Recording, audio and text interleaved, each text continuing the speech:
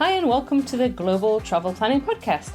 I'm your host, Tracy Collins, who with my expert guests will take you on a weekly journey to destinations around the globe, providing travel inspiration, itinerary ideas, practical tips and more to help you plan your next travel adventure. Hi everybody and welcome to episode 7 of the Global Travel Planning Podcast. So what happens when you travel and realise when you come home that you actually want to move and live in another country? Well, my guest this week, Karen, did exactly that. She came home with her husband, Matt, to the UK and decided that actually she wanted to move abroad. So now Karen is actually helping other people through her podcast and website with their plans to move abroad. Let's introduce Karen and find out a little bit about what she does. Hi, Karen. Hey Tracy, thanks for having me. Yes, I moved from Hampshire in the UK over to Brisbane about 9 years ago with Matt and our 3 kids who were aged 5 and under at the time, so it was a little bit crazy. So now I run a website called Smart Steps to Australia, which I created really to help support and encourage families to follow their big dreams of moving across the world to Australia, because I know how challenging and exciting and crazy the whole experience can be. And then I've recently just created a podcast called New Life in Australia as well. So I've just launched that to try and share some of people's stories and share some tips and hopefully help people feel less alone while they're on this adventure. Brilliant. And I feature in a couple of those episodes as well, sort of explaining my own move to Australia with my husband, Doug, and our daughter as well, because obviously we have done the same thing. We made the move from the UK to Australia as well. You do, and you've got so many great insights into that as well. It's been really, really helpful chatting to you and hearing all about your mindset shifts of making the move and moving around Australia. Oh, thank you. So obviously we all have our own different kind of reasons and motivations for leaving the country that we have grown up in. So what made you decide to move from the UK to Australia? Oh, that's a long kind of question that took quite a bit of time to go through. But when I was growing up, I always wanted to go travelling, and it was always something that was really important to me. And then when I met Matt, I was actually in the process of organising a backpacking trip and saving up to go travelling. And I told him actually we couldn't date because I was about to go off around the world and I didn't want a relationship. And luckily, he actually also really wanted to go travelling too. And the more we talked, we realised that we shared a lot of the same interests in travelling. Specifically, we're a bit obsessed with beaches. So we both really wanted to go and see the world's best beaches. So then obviously we ended up getting together and we ended up deciding to go off around the world together travelling. So yeah, we did that in 2008. Always liked the idea of living in another country, somewhere sunny and tropical. We got married and then we went on a 5-week Caribbean cruise. So that was really fun and exciting, and it really sort of got us looking forward for more travel adventures that we were going to go off and do. So we went off in 2008 around the world with this mission of discovering the world's best beaches. We went island hopping for 3 months in the South Pacific. We travelled around to New Zealand, Australia, Thailand, the Maldives, so many amazing places. And while we were travelling, we both kind of felt that there was a really good chance that we might fall in love with one of these destinations and want to move there permanently or for a longer time. So we were kind of scoping out places while we were on our travels, and we thought actually it would be New Zealand we would probably end up falling really in love with. And we did fall in love with New Zealand, but we just ended up feeling like it was quite cold and we actually wanted a much warmer climate. So the cold weather is something that I don't like. So that kind of drew us to Australia, and we really enjoyed our travels around Australia. We toured the East Coast and the West Coast, and we really could see our future there. We kind of felt like that was going to be our next steps. When we got back to England, we'd start looking at the process of moving. But actually, when we got back to the UK, we were expecting twins. So that actually changed our plans a little bit and made us pause with our decision to move, because having kids just changes everything a little bit. And we'd got both of our families in the UK, and we felt it was going to be really, really difficult to kind of make that move. But the idea of Australia had never really left us, so we kept kind of thinking about it. What was it about Australia in particular that you kind of fell in love with? Oh, so much. I mean, obviously the weather, we really, really love the hot weather. We love the wildlife. We love the oceans, the beaches, the open space, the bigger houses. And we just kind of felt like there were so many opportunities there. And we knew when we were traveling that we wanted to have kids. So we just felt like there were going to be so many opportunities there for our kids as well. But yeah, the weather was a huge draw, the sunshine, and we just love the tropical kind of lifestyle. So that was what really drew us to Queensland. I was going to say that, so hence you didn't move to Tasmania, you actually chose Queensland. Tasmania looks beautiful, just like New Zealand's beautiful. I'd like to go on holiday, but no. Oh, Tasmania is fabulous. Absolutely. I totally love Tasmania. But I guess when it comes to choosing where you're going to relocate to, and we did, I must admit, we looked at Melbourne briefly. And what actually was the decider for us, I guess, is exactly the same as you're coming back to, is actually we wanted good weather. We wanted good all year round weather, because I kind of grew up not all the time in the UK. I did live abroad and I lived in a warmer climate, and I was used to having an outdoor lifestyle, and I was very keen for our daughter to also have the experience of, just having that outdoor lifestyle. She's mega into sports, and actually it's been perfect for her. She's been here 6 years now and absolutely loves it. She's now Australian, as we are, lives in Australia, and her partner. So she absolutely adores it. And I'm guessing for your kids as well, it's been a fantastic move. Yes. So we were talking about this in the car the other day, actually, when I knew that I was having this podcast interview. And I was saying to the kids, our kids now are 11 and 14 almost, just coming up to 14 in a couple of weeks. So our twins are coming up to 14. And I was talking to them about what it is that they love about living in Australia.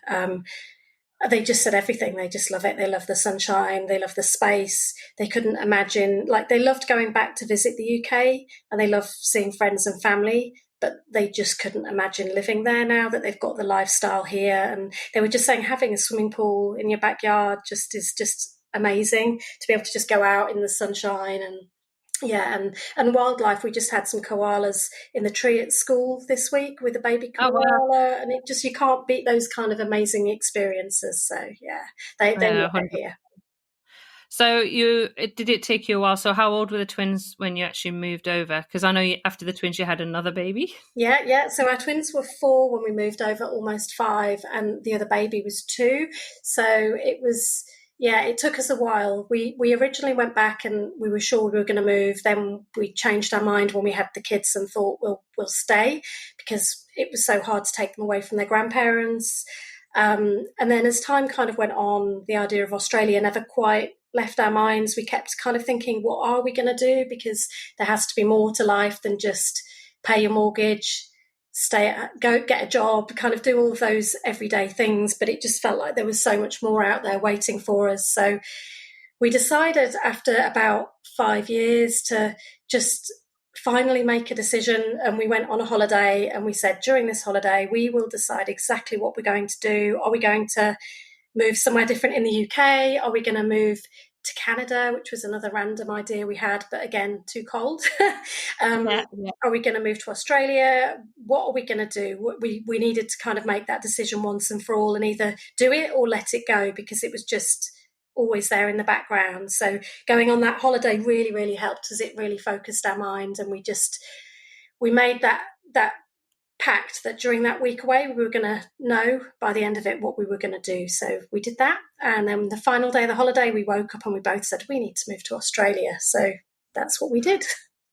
Perfect. And obviously it's not as straightforward and simple as you make the decision, but obviously there's a lot to think about, because obviously you do need a visa to be able to move over. So I guess obviously that came into play. Matt or yourself, one of you obviously had the ability to apply for a visa at that time.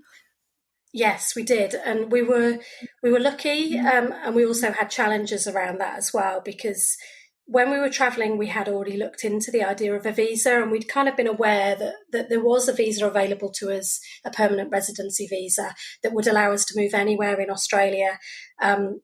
We kind of took that for granted that was there, and we went away on this holiday, made the decision we were going to move, and then we came back to our home. And the first day I was like, right, I'm going to get straight onto it. I'm going to start applying for this visa. And I went online and saw that Matt's occupation of an avionics technician was being removed from the skills list that exact week. So like the timing could not have been worse. And it was really heartbreaking briefly, because I think we'd been debating for so long about whether to make the move. And then we were so sure it was the right move when we decided, to find that there was a chance we might not be able to was quite heartbreaking. So that spent the next few weeks after that really just researching and trying to find out what the options were available to us, and trying to find migration agents that could help us along the way. And it involved kind of speaking to a lot of people where I'd done a lot of research myself, and there were times that I actually knew more than the people I was speaking to on the phone. So that was really frustrating, because I was being given kind of some incorrect advice and led down different pathways. And I was being told by some people we absolutely had no chance of a visa, and other people saying that certain states still required that skill, which I'd researched already and didn't believe that was the case. And it just took a lot of focused attention and determination to really understand what the options were. But I think we were so determined that nothing would have got in the way at that point. I looked into options of whether I was going to retrain or do a top-up course to kind of take my experience to a different level that would allow me to apply.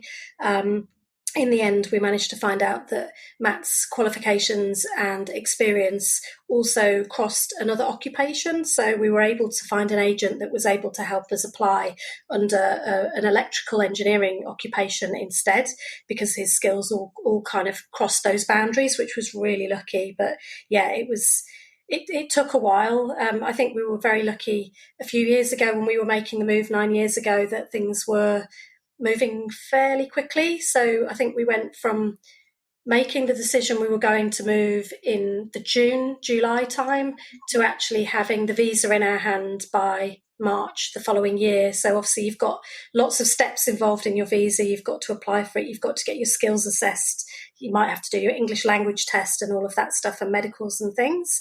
So there's definitely a lot of hurdles along the way to get through. It's definitely much more than just deciding you're going to make the move. But yeah, we were really focused on it because we knew we had those skills, and we were hoping that it was all going to come together, and luckily it all did in the end. Yeah, I remember the path that we took in applying for the visa and going through for the skills assessment, because I applied as a secondary school teacher, and having to do the English test and failing the English test, which went down hilariously with everybody at my work. Considering You failed it. Oh my goodness. Yeah, I failed it. I had to get an 8s across the board, and I think I got 9s and then a 7.5 for the written aspect, the essay, which was quite strange considering the fact at that point I still have a master's degree. I'm also a teacher, was a teacher, and I wrote essays and reports at work all of the time. However, I had forgotten how to write obviously a persuasive essay. So actually my daughter, who at that point was doing her final exams in school, coached me on how to write a persuasive essay. So I had to go back and do it again. So next time I got 9s across the board. But it went down rather hilariously with everybody at work, but also added to the cost though, because obviously I had to do the test again. And it was a bit embarrassing, but I'm not embarrassed about it now, because I kind of go, it was just part of that process. And then people have to retake it. Honestly, yeah. And I, because of my age, because I was about to turn 45, I had to get the maximum amount of points, so I had to do the test. It was totally worth it, and obviously, we've been here over 6 years now on our Australian citizens, so I kind of know what's involved in that process. So you have to be kind of really focused and committed, and that you want to do it. But for you, what was the easiest part of moving once you got the visa and you knew you were going to come? What was the easiest part of it? Ironically, I think the easiest part was also the hardest part, if that makes any sense at all. Okay. But making the decision to move to Australia felt really hard for a really long time.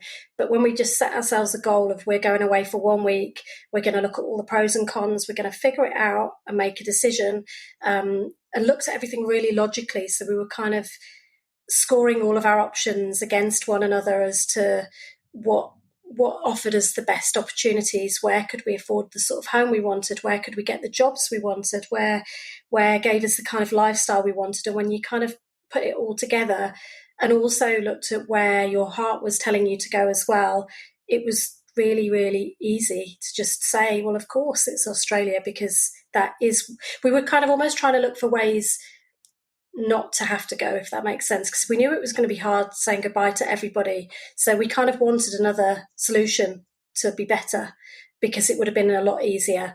But as you know, then just hard things are worth doing. So it was definitely the right decision to make the move to Australia. Yeah. I think so. No, I totally understand what you're saying, because that's the thing. You've made that decision. So the decision for you to go is kind of easy in a way, because that's what your heart's set on. But you also know, and this is the hard thing, that you're going to be leaving people behind that you care about. I left a job which I loved, absolutely loved my job in the UK, and I'd been doing that job for a long time, and loved the people I worked with. In fact, it took me a week to hand my notice in, and I cried when I handed my notice in because it was so hard. But I've been lucky enough to have gone back multiple times in the last 6 years, which is really great. And you do, once you get over here, and I do say this to people, it's like, it's different from when you do long-term travel to when you actually physically are moving lock, stock and barrel to live in another country, in that those first 6 months are going to be the most difficult and the most challenging. You had the additional, I think, stress of obviously bringing the kids with you and having to settle them down, but they weren't at school yet, I guess, so that made things slightly easier. They were just about to start school, so we were feeling a bit of time pressure, because we really wanted to get over to Australia before they started school in the UK, because I knew it would get a little bit harder when they were really forming those tight friendships.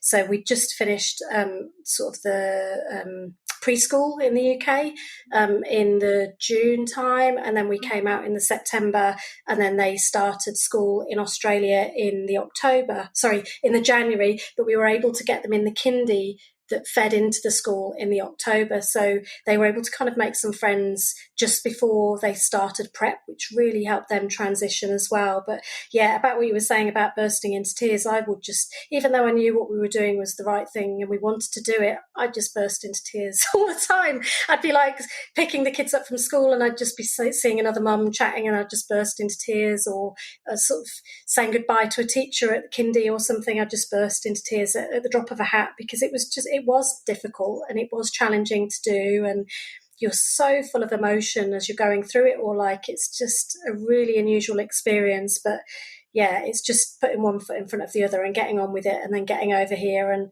in some ways, having the kids, I thought it would make it harder, and it made things harder, like shopping for things, because running around the shops with 3 kids under 5 was utter chaos.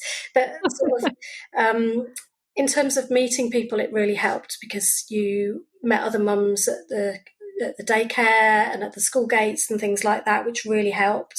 Then there were clubs and things you could join, and I think meeting parents in parks and things, we made friends with just local people just through meeting in the parks, and it really did help us actually transition as well. And also it took our minds off thinking about being homesick or worrying about what we'd left behind, because everything was so busy in that first few months, because we were setting up our homes, finding schools, finding houses, transferring driving licenses, just setting all those things up. So it really kept us busy having the kids to focus on. And did Matt have a job to come to when you arrived, or did you come and then find jobs here? So that was actually one of the big reasons why we chose Brisbane, was work opportunities here, because Matt works at the airport, and in the UK he used to work on military helicopters, so he hadn't worked on commercial planes before at an airport, and he also wasn't going to be able to work on military aircraft here because we weren't citizens yet, because you require that citizenship to be able to get approval to work in military kind of aircraft here.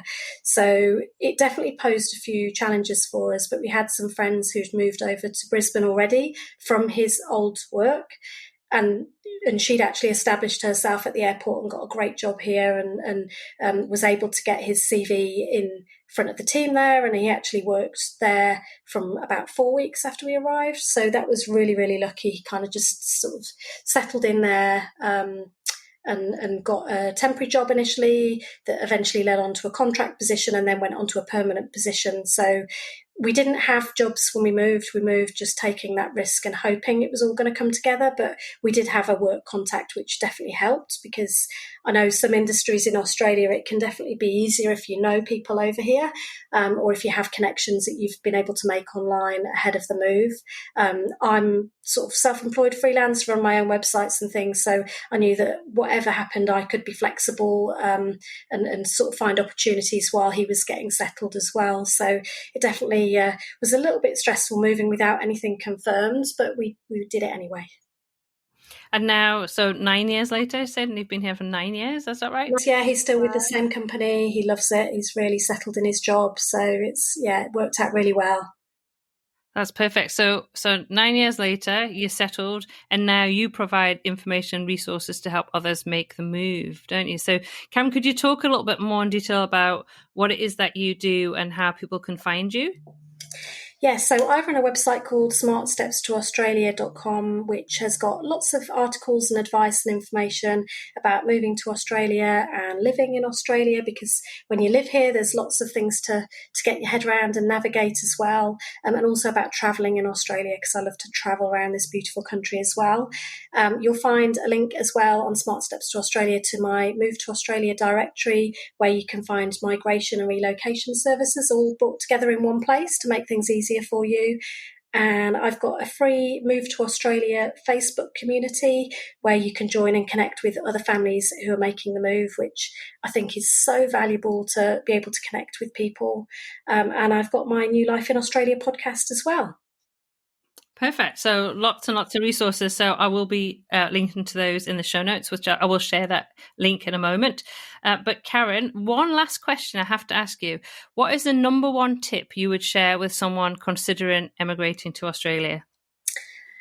I think it would be find a community of people who are doing it as well, because everything's so much easier when you've got support from other people who are going through the same thing that you're going through. So now with sort of Facebook groups and forums, there's so many opportunities to connect with people online who are moving.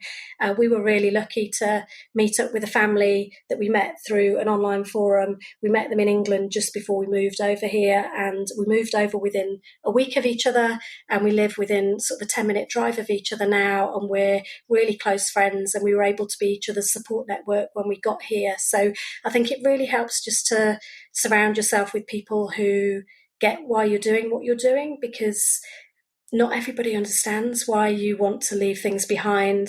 Moving to Australia isn't for everybody, and if people are happy where they live and they're really settled and they love their life back in their home country, then they're not necessarily going to understand and be able to support you in your move and you're following your dreams. So I think it just really helps when you've got other people behind you that get why you're doing it and that can help you celebrate as you go along the different stages of the journey as well.